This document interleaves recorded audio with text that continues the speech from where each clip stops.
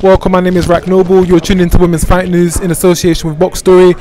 I'm here with the unified super lightweight champion, Chantelle Cameron. Chantelle, how are you doing today? I'm great, thank you. How are you? I'm doing good myself. Of course, massive occasion, massive moment, and you're soon to be in the mix of this. How does it feel being such a part of a big women's boxing boom in the UK and across the world? Unbelievable, and to be honest, I'm just like a fangirl right now because I'm really excited for this fight. It's not just women's boxing, just a genuine big fight. And of course, you've got your own big fight, which is meant to be coming up down the pipeline with Reese. Could you tell us a bit what's happening with that? Yeah, it's not happening. It's not happening now, so I'm going to have a title defence instead, and potentially, fingers crossed, the final will be at the end of the year, maybe summer, end of the year. But at the moment, that's not on my sights. It's not happening. Could you let us know why that's not happening? Don't know. That's not really for me to say. It's like medical reasons and stuff. So that's on Caddy's side. But I wish her a speedy recovery and best of health, really, because I think health's more important than boxing. Okay, so the issue not from your side. So of course you're going to tick on. You're going to get on with it. Around what month do you think you'll be getting out there for defence of your title? Eddie said April, so I hope he sticks to that because I want to get out as soon as I can. I think it's important to be active and it's important to keep the momentum going. And at the moment, I'm not. I'm kind of like, I had my fight in October and then I've just gone under the radar again. So I want to be out, I want to be busy, and yeah, I want to just get back in that ring. So I believe you was training with the McGuigans once upon a time ago. You're now with Jamie Moore. What transformation in your boxing do you feel working with Jamie Moore has brought out of you?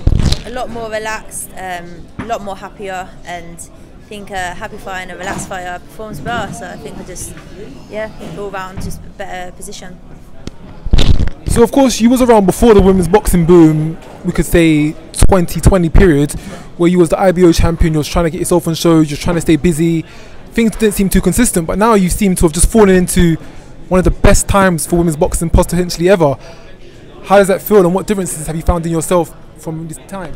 Unbelievable, but for that I'm just going to thank my management team, MTK Global, because I signed with them and my career's just rocketed. They've stuck to their words, given me world title shots, got me unification, and just what a team to have backing me.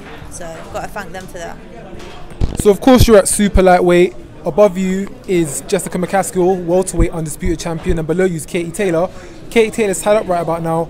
But how would a fight with the likes of Jessica McCaskill interest you? Because she is, of course, has moved up from 140 to 147 and is now holding all the belts. Great fight, something I'd definitely be interested in.